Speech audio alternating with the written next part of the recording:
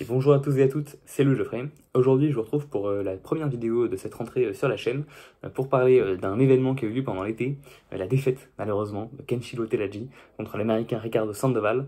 Teraji a tenté de défendre ses titres WBC et WBA de la catégorie des mouches, mais il s'est malheureusement retrouvé perdant à l'issue d'une décision qui était particulièrement serrée et dont pas mal de gens en fait ont vu Teraji gagnant. Je ne vais pas forcément parler du combat en lui-même, je vais juste en toucher rapidement deux mots. Perso, ça ne me dérange pas que Teraji perde ce combat, dans le sens où Sandoval fait clairement le combat de sa vie, ça s'est vu, qu'il a vraiment mis toutes ses tripes dans ce combat-là. Il se trouve que perso, je l'ai devant sur ma carte, 114-113, donc ça me scandalise pas non plus qu'il gagne ce combat. Maintenant, ce que je trouve, ce que j'aimerais bien, c'est qu'une revanche soit organisée.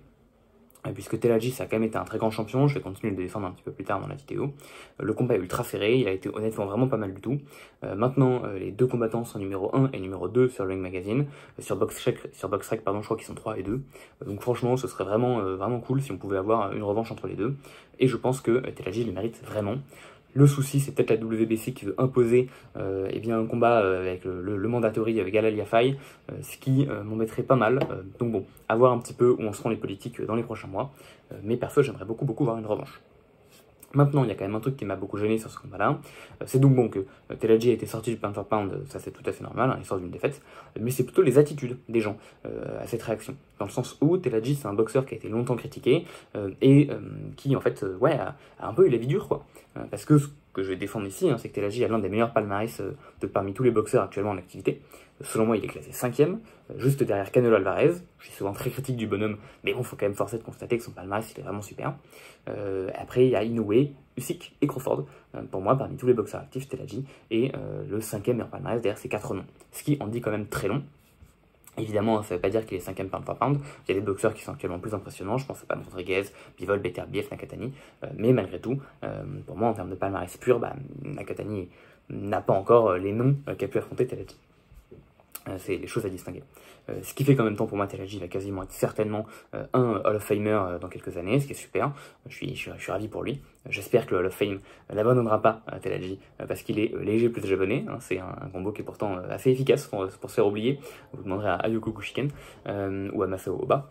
Mais donc, ici, malgré tout, j'ai été pas mal gêné des réactions des gens, qui donc étaient déjà très critiques de la carrière et du palmarès de Teraji avant que ce dernier n'entre dans le pound for pound de The Ring Magazine.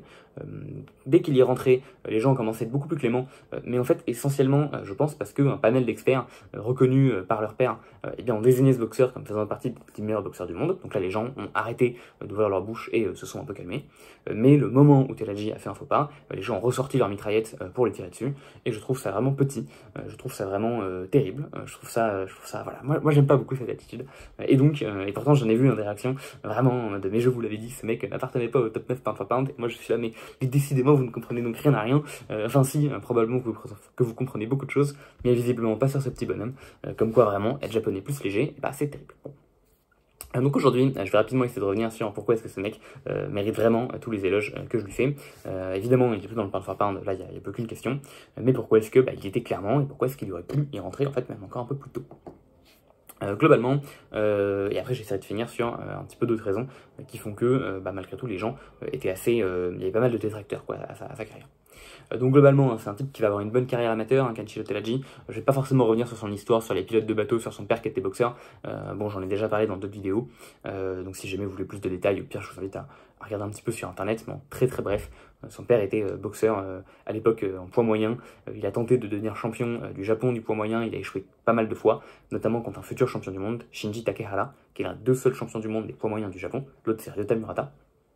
Suite à ça, son père a quand même réussi à choper le OPBF des poids mi-lourds, mais bon, il n'y a personne en mi-lourd en Asie, donc c'est pas un titre que c'est prestigieux que dans les catégories plus faibles. Teraji, lui, voulait pas du tout faire de boxe, mais il s'est retrouvé propulsé dans la boxe, un peu malgré lui, pour avoir une place au lycée, et rapidement, on s'est rendu compte qu'il avait beaucoup de capacités. J'avais trouvé son palmarès amateur, que je vais vous ressortir, qui était de 58-16, donc 58 victoires, 16 défaites, et 20 KO, visiblement, en tout cas 20 arrêts. Donc c'est un mec qui a fait pas mal de compétitions internationales, hein, ou à minima continentales, certaines qu'il a gagnées, d'autres sur lesquelles il est arrivé en gros deuxième, donc bon, c'est quand même pas mal. Et donc c'était un amateur sur lesquels les gens posaient pas mal de regards, parce qu'on se doutait qu'il allait faire des trucs bien. Il a fait partie de toute cette génération dorée, hein, avec Naoya Inoue, Kosei Tanaka, peut-être un petit peu la génération d'après Kazuto Yoka malgré tout. Donc bon, en tout cas, ça a été une grosse génération de prospects japonais à ce moment-là. Il en a fait partie. Il a plutôt répondu présent, hein, puisque dès son premier combat pro, qui était en 6 rounds, il sort un mec en face de lui, qui est classé 11e dans le classement au PBF, et qui a surtout un vétéran de plus de 50 combats, c'est beaucoup. Donc évidemment, hein, ça s'accompagne aussi que le mec n'a pas 50 victoires, hein, il en avait 36 victoires pour 17 défaites et 4 égalités. Donc c'est un type qui va être limité par certaines choses. En même temps, c'est peut-être un mec qui se fait un peu vieux aussi, donc forcément, Telaji a d'autres avantages, la jeunesse, la vitesse. Mais bon, pour prendre de l'expérience, c'est super. Il va tout de suite passer ensuite à des 8 rounds et il va assez rapidement dérouler. Tant et si bien qu'il va être très très vite catapulté avec le classique. Tu deviens champion Youth, donc champion des jeunes, puis champion du Japon, et puis très vite champion PBF, et puis très vite tu te fais catapulter pour un titre mondial. Tant et si bien que donc, 3 ans après le début de sa carrière pro, il a sa première chance pour un championnat du monde qu'il remporte. Il est donc champion WBC de la catégorie des mimouches, et il va ensuite multiplier les défenses des titres. C'est un type qui va avoir de la chance, de la chance. En fait, il va rester un peu toujours dans l'ombre, notamment d'un certain Hiroto Kyoguchi, qui était également dans sa catégorie, qui était lui champion WBA, qui était également japonais. Et c'est vrai que pendant une certaine période de temps, à peu près jusqu'à 2021, donc les années Covid, Kyoguchi sera vraiment mieux considéré que notre ami Telaji dans cette caté. Jusqu'à ce que les deux s'affrontent, mais ça va arriver très bientôt. Il se trouve que malgré tout, hein, il va quand même prendre des noms qui sont quand même assez bons en ce moment-là. C'est-à-dire qu'il va récupérer sa ceinture de champion du monde contre un certain Ganigan Lopez, qui est des champions. Il va faire sa première défense de titre contre un certain Pedro Guevara, qui a également été champion des Mimouches et qui a assez récemment affronté Jesse Rodriguez. Alors bon, il s'est fait allumer. Faut dire que c'est plus à caté, faut dire que Rodriguez actuellement c'est pas vraiment le mec à prendre. Guevara c'est un petit peu vieux aussi, hein, c'était quand même il y a 8 ans, et je crois que c'est à 9 ans ou 10 ans qu'il a été champion, donc ça commence à remonter. Derrière, il va prendre Gilberto Pedrosa, qui, alors si je dis pas de bêtises, non, n'a pas été champion. Il va réaffronter Ganigan Lopez, il va réaffronter, derrière, il va affronter Milan Melidou, qui a également été champion du monde. Donc là, on voit qu'il affronte quand même beaucoup d'anciens champions. Il va affronter Saul Juarez, qui est un type qui n'était pas champion, mais qui avait, alors si je dis pas de bêtises, affronté Moonsri, je vais vite fait vérifier. Je crois que c'est lui, j'ai peur de dire une bêtise. Ouais, tout à fait. C'est bien lui qui a affronté Moonsri, qui était donc le type qui était connu parce que c'était le champion WBC des poids pailles, qui avait battu le record de Mayweather. Il était en 54-0. Alors évidemment, il n'avait pas l'adversité de Mayweather. Mais bon, du coup, comme visiblement pour tout un tas de fans de boxe, ou même juste c'est facile de relier un palmarès sans savoir exactement ce qu'il y a dedans, bah voilà, le palmarès de Mayweather était battu. Donc les gens étaient contents de pouvoir connaître ce combattant thaïlandais ultra de niche qui avait un meilleur palmarès que The Best Ever. Donc voilà, les gens étaient très contents. Il va enchaîner 3 défenses supplémentaires contre Jonathan Takoming, Randy Petalcorin et Tetsuya Hisada, qui sont tous des excellents boxeurs, et certains qui avaient également eu des chances mondiales. Et enfin, en 2021, il va arriver un combat contre Masamichi Yabuki. Il se trouve que ce combat, il va le perdre.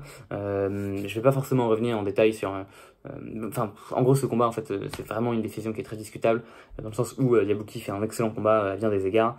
Il arrive vraiment à gérer et à embêter Telaji à bien des égards. Et pourtant, vers la fin du combat, c'est Telaji qui reprend l'ascendant, c'est Telaji qui arrive à se montrer meilleur que Yabuki. Et en fait, Yabuki commence à prendre un sérieux bouillon, vraiment son temps fort est passé, il est en train de récupérer absolument tous les rounds, et à ce moment-là, alors qu'on est à la fin du 10e et que Yabuki a vraiment plus rien, Yabuki met un coup de tête à Telaji.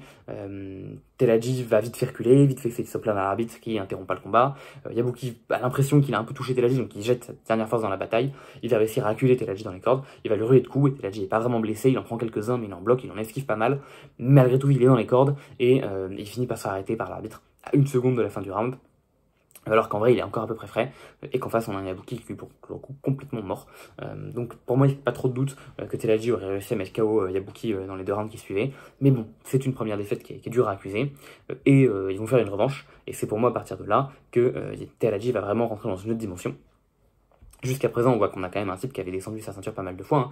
J'ai oublié de compter, il l'avait défendu 1, 2, 3, 4, 5, 6, 7, 8 fois. Donc il avait quand même fait 8 défenses des titres, c'est pas mal. Contre pas mal d'anciens champions du monde, contre quasiment que des anciens challengers à minima. Mais on voit que c'est un type qui manquait encore de nom dans son adversité, qui manquait d'aller taper les mecs qui étaient très bien classés dans la catégorie. Et déjà cette revanche contre Yabuki, c'est ce premier jalon, puisque donc il va arriver dans une forme olympienne contre Yabuki en 2022. Il va clairement, ça se voit qu'il s'est entraîné probablement plus dur qu'il ne s'est jamais entraîné. Il s'est ajusté extrêmement bien et il va clairement remporter les 2 premiers rounds contre Yabuki avant de réussir à le mettre KO en fait au 3e sur une droite qui est extrêmement violente. Franchement, c'est un combat qui est extrêmement courageux de la part de Telaji, dans le sens où en face, on a quand même un type qui l'a allumé par KO il n'y a pas si longtemps, qui frappe très fort, et c'est, je pense, assez dur de revenir d'une défaite par KO et d'avoir un mec en face de soi, et de se dire, vas-y, c'est pas grave, je vais rester en face de lui, et je vais le mitrailler en offense, et je vais partir du principe que ça va fonctionner, et par chance, ça marche. Donc à ce moment-là, Telaji marque un gros coup. Yabuki, il faut savoir que c'est pas juste un mec qui, comme ça, a réussi à faire un upset contre Telaji une fois et ensuite a plus rien fait de sa carrière. Hein. C'est un type qui, déjà auparavant, avait une carrière qui était assez difficile, qui lui avait notamment permis d'affronter le futur champion du monde Nakatani, contre qui il avait tenu la distance, et le futur champion du monde Segoyuri Akui, contre qui il a fini par perdre malheureusement. Il a également affronté Daniel Matellon, qui était un très bon boxeur. Il a affronté Gil, donc qui l'a perdu malheureusement, une décision partagée. Il a affronté Gilberto Pedrosa, contre qui il a gagné. Il a affronté Ryuto Hono, contre qui il a gagné aussi. Et derrière, on sait pas rien, derrière Yabuki, immédiatement après sa défaite contre Telaji, il a affronté Tanongsak Simri, qui est actuellement, donc il a battu par KO. À l'époque, Simri était en 24-0, maintenant il est en quasiment 41, et Simri est actuellement champion du monde à IBF des poids mi-mouches, donc c'est pas n'importe qui. Et derrière, après 2 autres victoires par KO, Yabuki a réussi à défoncer Sinvenati Nanchinga pour le titre IBF des poids mi-mouches. Into, il est monté en catégorie pour prendre à l'époque le numéro 1 de la KT, Angel Ayala Lardizabal, qui a également battu par KO au 12e round. Donc Yabuki montre clairement qu'il est un boxeur qui est exceptionnel, il était déjà très bon avant et il est encore meilleur depuis ses combats contre Telaji. C'est une victoire qui a extrêmement bien vieilli et c'est une défaite qui a également très bien vieilli. On a eu en fait de la chance d'avoir une collision entre 2 boxeurs japonais aussi exceptionnels à cette époque-là. C'était pendant les années Covid, donc c'était un peu particulier, mais on a quand même du bol d'avoir vu ça. Donc franchement, c'est une victoire qui vieillit extrêmement bien. Juste après, il prend Hiroto Kyoguchi. Hiroto Kyoguchi, je l'ai dit, c'était le mec qui Telaji était un peu dans l'ombre pendant toutes ces années en mi-mouche. À l'époque, c'était le numéro 1 de la KT, Telaji était le numéro 2. Les deux se sont affrontés. Et devinez qui c'est qui a gagné, c'est Telaji. Il remporte un combat où il ne perd pas un seul round et il va s'imposer en mettant KO Hiroto Kyoguchi au niveau du round 7. Alors le combat est ultra serré, le round 5 notamment de mémoire est fantastique. Enfin le combat est ultra serré, le combat est très engagé, mais globalement quand même Telaji domine vraiment bien Kyoguchi et ça va se confirmer lors de ce 7e round où il va mettre KO Kyoguchi. Kyoguchi, encore une fois, était loin d'être un boxeur fini, puisqu'il va avoir droit à une chance mondiale là, en début d'année, donc 3 ans plus tard. Chance mondiale qu'il va perdre, et en vrai, c'est discutable, le fait qu'il perde ce combat, on va y revenir. Il a pris sa retraite entre-temps, mais il a quand même montré que c'était un type qui appartenait encore quand même au bon niveau, hein, Kyoguchi. C'est pas un top fly, enfin c'était pas, parce qu'il a pris sa retraite, c'était pas un top flyweight, mais c'était quand même un excellent boxeur. Et donc c'est encore une excellente victoire dans le palmarès de Telaji. Juste après, il va continuer d'unifier la KT contre Jonathan Gonzalez, qui malheureusement va se retirer à 2 semaines du combat. Il va alors prendre un petit jeune qui s'appelle Anthony Olasquaga, qui était à l'époque dans la catégorie des mouches, et qui va drop d'une division. Olasquaga, c'est un teammate de Nakatani. Je pense qu'il s'entraînait à l'époque au Japon à la Tekken Gym, puisque c'est un type qui s'entraîne de temps en temps à la Tekken. Et donc c'est pour ça probablement qu'il a été appelé pour remplacer à 2 semaines du combat Jonathan Gonzalez. C'est un type qui a fait un très bon combat contre Telaji, combat qu'il va malheureusement perdre, mais combat qui a accroché quand même. Alors, il ne remporte pas énormément de rounds, hein, il remporte seulement un round sur 2 cartes. Il y en a un qui donne un shutout à Telaji, en tout cas c'est les 8 premiers, puisqu'il va se faire mettre KO au 9e. C'était pourtant déjà un type qui avait un bon palmarès. Hein. Sa 2e victoire, c'était contre Saul Juarez. Alors un Saul Juarez qui était quand même vraiment en fin de course, hein, puisqu'il sortait de 4 défaites, mais c'est le même Saul Juarez qui avait battu Telaji quelques années auparavant. Il était quand même encore meilleur et plus frais à l'époque où Telaji l'a battu. Il va également battre Gilberto Pedrosa, qui est pareil, un mec que Telaji avait battu. Alors encore une fois, au moment où Olasquaga le bat, il sort quand même d'une victoire pour 4 défaites. Donc il est quand même un peu sur la fin, mais bon, c'est quand même une bonne victoire. Et c'est surtout un type qui va continuer de montrer qu'il valait vraiment beaucoup, puisque suite à sa défaite contre Telaji, il va revenir avec une victoire par KO, avant de revenir pour un championnat du monde contre Riku Kano, qui va battre par KO, avant ensuite de revenir dans 2 autres championnats du monde, contre Jonathan Gonzalez et Hiroto Kyoguchi, qui sont 2 noms excellents. Et les 2 combats, il y a des choses à redire dessus honnêtement. Contre Jonathan Gonzalez, c'est officiellement en TKO au premier round. En vrai, c'est un peu bizarre. Gonzalez va alors subir de mémoire une coupure. Il va essayer de s'en plaindre à l'arbitre quelques fois et l'arbitre va choisir d'arrêter le combat directement, alors qu'en soi Gonzalez peut encore continuer et que son camp n'a même pas eu la chance vraiment d'essayer de combler cette blessure. Donc bon, en fait, on est un peu resté sur notre fin, on n'a pas vraiment vu grand chose. Contre Kyoguchi, je l'ai dit, le combat est très bizarre et on peut vraiment avoir un bon argument comme en fait que Gucci le remporte, même s'il y a des cartes qui donnent 117, 109, 110 pardon, et 118, 109. Donc bon, tout ça c'est un peu bizarre, mais malgré tout, il est quand même important de noter que Lasquaga continue de montrer que c'est un excellent boxeur, et donc c'est encore une excellente victoire pour Teladji. Suite à ça, il prend Ekip Butler qui était un ancien champion du monde, et Teladji va le battre par KO en signant quasiment un shutout encore une fois, donc en perdant quasiment aucun round. Butler d'ailleurs a fait il y a pas longtemps, genre il y a 3 semaines, même pas 2 semaines, il a sorti un article sur Ring Magazine en parlant des meilleurs boxeurs qu'il a affrontés, et il cite Teladji comme le meilleur boxeur qu'il a affronté, et il cite Teladji d'ailleurs dans pas mal de catégories. Suite à ça, il va prendre Carlos Canizales, il voulait à ce moment-là choper Jonathan Gonzalez, mais il n'arrivera pas à l'avoir. Il va affronter Carlos Canizales, qui à l'époque n'accusait qu'une seule défaite et une seule égalité.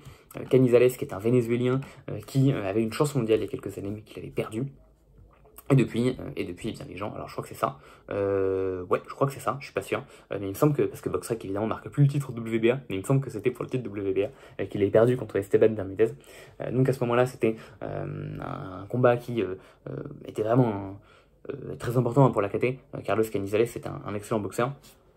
Et Teladji va également battre Carlos Canizales à la décision. C'est un combat qui fait partie des combats de l'année 2024.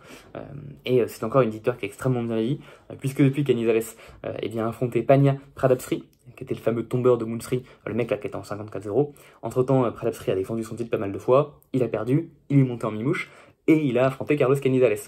Le premier combat a eu lieu en fin 2024, c'était un vol de fou. Pradapsri s'est retrouvé gagnant à la décision en Thaïlande, mais franchement, tout le monde dit que c'était le vol de l'année, mais vraiment, je vous invite à regarder ce combat, c'est un vol de fou. Une revanche a été organisée il n'y a pas longtemps. Revanche dans laquelle Canizales s'est trouvé gagnant par KO au 5e round, après s'être pourtant fait mettre à terre au 4e. Donc c'était un combat où il y avait de l'engagement.